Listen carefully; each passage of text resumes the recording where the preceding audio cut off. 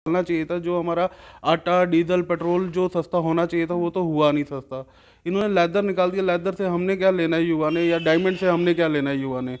जो चीज़ हमें चाहिए थी वो तो इन्होंने दी नहीं है। बाकी ये बातें करते, मतलब कि बेरोजगार क्या करेगा रोड पे आके, खाली तिरंगे से तो पेट तो पलेगा नहीं किसी का भी। तो जब भी मांगेगा वो नौकरी। अब बीएसएफ सीआईएसएफ वालों को देख लो, दिन दिहाड़े आके वो प्रोटेस्ट कर देते हैं। तो इन्होंने नौकरियों के वादे किए थे, वो नौकरियां तो उनको दी नहीं गई है, और ना ही वो अभी तक इनको नौकरियां मिली हैं। तो उस चीज़ का तो कोई फ़ायदा है नहीं। तिरंगे से तो खाली पेट भरेगा नहीं किसी का भी। ठीक है, हम नेशनलिज्म पे मानते हैं, हम तिरंगे की इज्जत करते हैं, पर एक वो भी तो चीज़ देखी जाए, इनको नौकरियां भी तो दी जाए युवा को।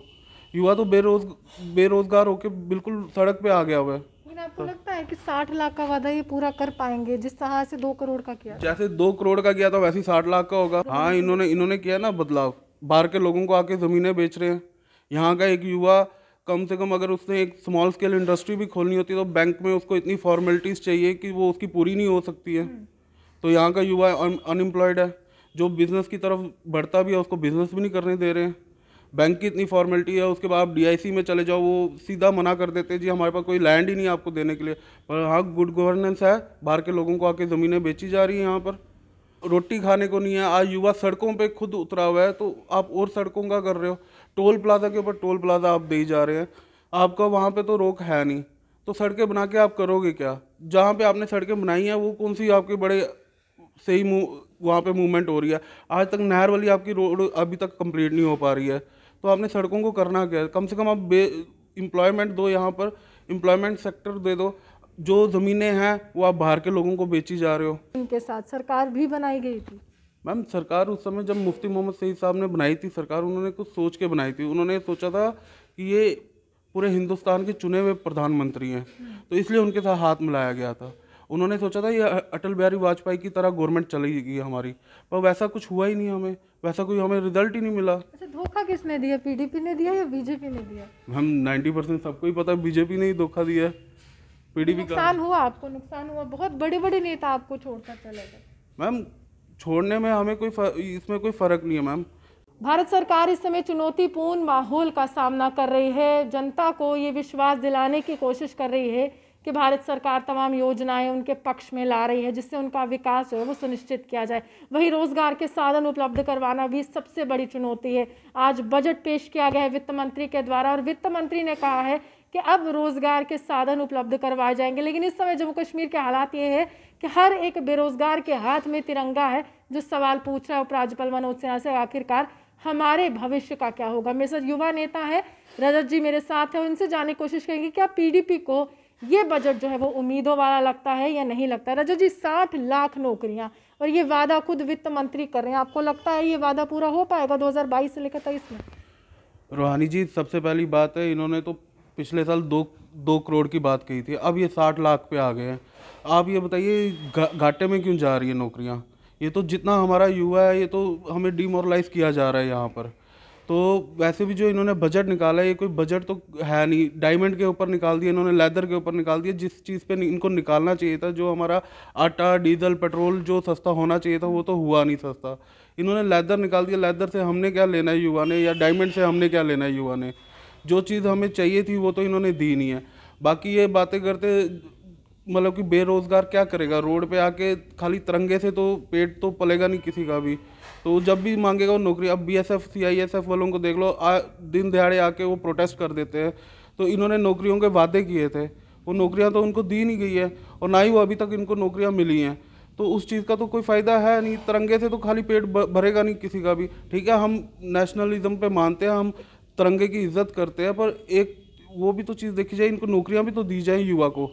युवा तो बेरोजगार होके बिल्कुल सड़क पे आ गया हुआ है। लेकिन आपको लगता है कि 60 लाख का वादा ये पूरा कर पाएंगे जिस तरह से 2 करोड़ का किया? जैसे 2 करोड़ का किया था वैसे ही 60 लाख का होगा। ना 2 करोड़ मिलेगा ना 60 लाख मिलेगा। ये पूरे भारत के लिए है रजत जी, ये पूरे भारत के लिए है। मैं पर्टिकुलरली जम्मू कश्मीर की बात करूंगी। 50,000 नौकरियां यहाँ पर भी बात की गई थी।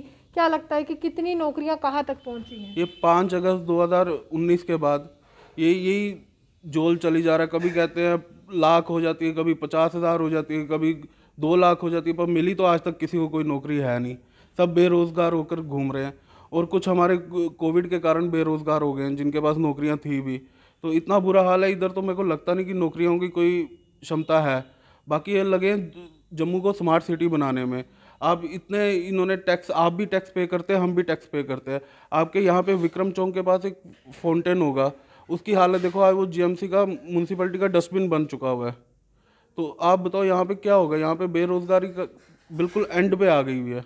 यहाँ पर तो मेरे को उम्मीद तो है नहीं कि कभी किसी को मतलब जॉब वगैरह कोई वैकेंसी निकलेगी या मिलेगी। JKSSB वालों को देख लो, वो भी आज प्रोटेस्ट कर रहे हैं, 4th क्लास प्रोटेस्ट कर रही है आपकी, BSF वाले प्रोटेस्ट कर रहे हैं, हर जगह आपके टीचर्स प्रोटेस्ट पे आ गए हुए हैं, सब कुछ आपका प्रोटेस्ट पे है। आप किसको नौकरियां पूछ रहे हो? आप आज आप वो एक, शायद मेरा ख्याल है यहाँ पर BSF वाले बच्चे, मेरा ख्याल 2019 से वो लगे हुए हैं प्रोटेस्ट करने बीजेपी ऑफिस के बाहर। आज तक उनको नौकरियां तो किसी को मिली नहीं है। तो अब आगे तो ऐसे ही चलता रहेगा जम्मू शहर के अंदर। 20,000 करोड़ रुपए का खर्च होने वाला है हाईवे के विस्तार में, यानी कि एक स्थान से दूसरे स्थान पहुंचने के लिए जो सड़क का इस्तेमाल करते हैं। और कहते हैं कि जिस तरह से नितिन गडकरी लगातार कह रहे हैं परिवहन मंत्री होने के नाते कि देखिए हम संपर्क साधने की कोशिश कर रहे हैं, हम गांव-गांव तक सड़क पहुंचाने की कोशिश कर रहे हैं, तो उसमें जम्मू कश्मीर में कितना बदलाव देखते हैं? मैम आज हमें सड़कें नहीं चाहिए, हमें एम्प्लॉय चाहिए, एम्प्लॉयमेंट चाहिए। हमने सड़कों को क्या करना है? जब तक आपके पास एम्प्लॉयमेंट ही नहीं होगी, आप सड़कों को लेके क्या कर लोगे? रोटी खाने को नहीं है। आज युवा सड़कों पे खुद उतरा हुआ है, तो आप और सड़कों का कर रहे हो। टोल प्लाजा के ऊपर टोल प्लाजा आप दे ही जा रहे हैं, आपका वहाँ पे तो रोक है नहीं, तो सड़कें बना के आप करोगे क्या? जहाँ पे आपने सड़कें बनाई हैं वो कौन सी आपके बड़े सही वहाँ पे मूवमेंट हो रही है? आज तक नहर वाली आपकी रोड अभी तक कंप्लीट नहीं हो पा रही है, तो आपने सड़कों को करना क्या है? कम से कम आप एम्प्लॉयमेंट दो, यहाँ पर एम्प्लॉयमेंट सेक्टर दे दो। जो ज़मीनें हैं वो आप बाहर के लोगों को बेची जा रहे हो। यहाँ पर तो कुछ है ही नहीं, ऐसा मुद्दा तो कुछ है ही नहीं। सड़कें हमें चाहिए नहीं, हमें तो एम्प्लॉयमेंट चाहिए, जो आप दे ही नहीं पा रही है गवर्नमेंट हमें। LG भी बड़े बड़े वादे करके चले जाते हैं, पर कुछ हासिल तो कुछ होता नहीं हमें। आपको ऐसा लगता है कि 5 अगस्त 2019 के बाद जम्मू कश्मीर में कुछ नहीं बदला है? कुछ भी नहीं, उल्टा बुरा हाल हो गया 5 अगस्त 2019 के बाद। गुड गवर्नेंस में तो जम्मू को सबसे अव्वल स्थान मिला है। खुद गृह मंत्री कह रहे हैं कि जम्मू कश्मीर में जो बदलाव है पूरे पूरे भारत में कहीं नहीं है, पहला प्रदेश बना है गुड हाँ, इन्होंने किया ना बदलाव। बाहर के लोगों को आके ज़मीनें बेच रहे हैं। यहाँ का एक युवा कम से कम अगर उसने एक स्मॉल स्केल इंडस्ट्री भी खोलनी होती है तो बैंक में उसको इतनी फॉर्मेलिटीज़ चाहिए कि वो उसकी पूरी नहीं हो सकती है। तो यहाँ का युवा अनएम्प्लॉयड है। जो बिज़नेस की तरफ बढ़ता भी है उसको बिज़नेस भी नहीं करने दे रहे हैं। बैंक की इतनी फॉर्मेलिटी है, उसके बाद आप DIC में चले जाओ, वो सीधा मना कर देते हैं, जी हमारे पास कोई लैंड ही नहीं है आपको देने के लिए। पर हाँ, गुड गवर्नेंस है, बाहर के लोगों को आके ज़मीनें बेची जा रही हैं यहाँ पर। यहाँ का युवा को रियल एस्टेट समिट भी हुआ था, आपको याद है कि बाहर से इन्वेस्टर्स आए थे, बहुत बड़ी बड़ी कंपनीज आई थी, उसका भी आप लोगों ने विरोध किया था। लेकिन उसके बाद जवाब में ये आता है प्रशासन की तरफ से, देखिए हेल्थ इंफ्रास्ट्रक्चर को डेवलप कर रहे हैं, तो PDP नहीं चाहती है कि अच्छी सुविधाएं लोगों तक पहुंचे, अच्छे अच्छे हॉस्पिटल पहुंचे, स्कूल बने, कॉलेजेस बने। नहीं मैम, हम हॉस्पिटल के लिए मना नहीं करते हैं। हम ये कहते हैं जो बाहर की इंडस्ट्रीज़ यहाँ पर आकर, आप यहाँ के लोकल को इंडस्ट्रीज खोलने का मौका दीजिए ना। हॉस्पिटल के लिए तो कोई मना नहीं कर रहा है आपको। हम तो खुद चाहते हैं यहाँ पे हॉस्पिटल बने, अच्छी फैसिलिटीज़ मिले सबको। हम तो ये चाहते हैं जो आपने बाहर के लोगों को ज़मीनें बेच दी इंडस्ट्रीज़ के लिए, वो आप हमारे यहाँ के लोकल बच्चों को दो ना, यूथ को दो इंडस्ट्रीज़ लगाने का मौका, कि वो इंडस्ट्रियाँ लगाए, वो अपना कारोबार बढ़ाए। तो हम ये तो नहीं ना चाहते कि बाहर से उठ के कोई दिल्ली से उठ के, कोई बॉम्बे से उठ के यहाँ आके इंडस्ट्री लगा लेगा, उसके बाद हमारा यूथ कहाँ जाएगा? लेकिन वो कहते हैं कि रोजगार तो हमारे यूथ को ही मिलेगा। मैम वो रोजगार क्या करना है? इन्वेस्टमेंट उनकी होगी। इन्वेस्टमेंट उनकी होगी। हम तो चाहते कि इन्वेस्टमेंट भी हमारी हो।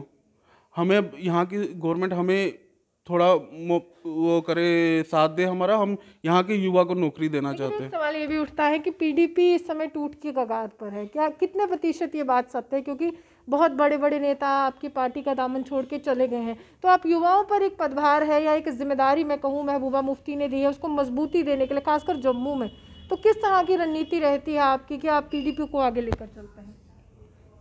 मैम हम तो यही कहेंगे कि एटलीस्ट जितना हमारे साथ युवा जुड़ेगा उतना अच्छा है। हम तो PDP को जितना आगे बढ़ा सके तो उतना ही अच्छा है हमारे लिए। लेकिन BJP कहती है कि हम राष्ट्रहित की बात करते हैं, वो राष्ट्र के विरोध में करते हैं। हम भी राष्ट्रीय बात करते हैं। अब आपने देखा मैडम को उनके फादर साहब शहीद मुफ्ती मोहम्मद सईद के वहाँ पर जाने नहीं दिया, रोक दिया गया, तो वो क्या करेंगे बताओ ना? इसमें हमने को वहाँ जाके कौन सा गलत हो गया था? एक बाप को एक बेटी से मिलने से मना किया जा रहा है, तो इसमें हम कौन सा कोई एंटी नेशनल यानी बात कर रहे आपको लगता है कि राजनीति की भेंट चढ़ रही है, वो जो एक पॉलिटिकल रिवेंज होता है उसकी भेंट चढ़ रही है? हैं? बिल्कुल लेकिन सरकार में थी उनके साथ, सरकार भी बनाई गई थी। मैम, सरकार उस समय जब मुफ्ती मोहम्मद सईद साहब ने बनाई थी सरकार, उन्होंने कुछ सोच के बनाई थी। उन्होंने सोचा था कि ये पूरे हिंदुस्तान के चुने हुए प्रधानमंत्री हैं, तो इसलिए उनके साथ हाथ मिलाया गया था। उन्होंने सोचा था ये अटल बिहारी वाजपेयी की तरह गवर्नमेंट चलेगी हमारी, पर वैसा कुछ हुआ ही नहीं, हमें वैसा कोई हमें रिजल्ट ही नहीं मिला। अच्छा, धोखा किसने दिया? पीडीपी ने दिया या बीजेपी ने दिया? हम 90% सबको ही पता है बीजेपी ने ही धोखा दिया है, पीडीपी का। नुकसान हुआ आपको? नुकसान हुआ, बहुत बड़े बड़े नेता आपको छोड़कर चले गए। मैम, छोड़ने में हमें इसमें कोई फ़र्क नहीं है मैम।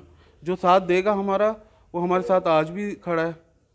छोड़ के जाने में इसमें क्या मैम, जिसको जो सा रास्ता अच्छा लगेगा वो वहीं पर जा रहा है। अच्छा, आगे चुनाव आने वाले रजत, और मैं लगातार ये कह रही हूँ कि युवाओं पर बड़ी जिम्मेदारी महबूबा मुफ्ती दे रही हैं, तो जो इससे पहले जब आप लोगों की मुलाकात होती है, कौन कौन सी ऐसी बातें आपके सामने उन्होंने रखी है या आपने उनके सामने रखी है कि देखिए ये रणनीति रहेगी और ऐसे हम पीडीपी को आगे लेकर जाएंगे? मैम, रणनीति यही है कि अभी सबसे पहले तो हम तो यही चाहते हैं कि हमारी गवर्नमेंट बन जाए, यहाँ पे फॉर्मेशन हो जाए, चाहे वो किसी भी पार्टी की हो, पर गवर्नमेंट की फॉर्मेशन होनी चाहिए। क्योंकि गवर्नमेंट के बिना यहाँ पे बहुत हावी हो रही है, सारी जितनी ब्यूरोक्रेसी है वो सारी हैवी हो रही है गवर्नमेंट के बिना। हम तो यही चाहेंगे पहले गवर्नमेंट बने, वो किसी भी पार्टी की बने।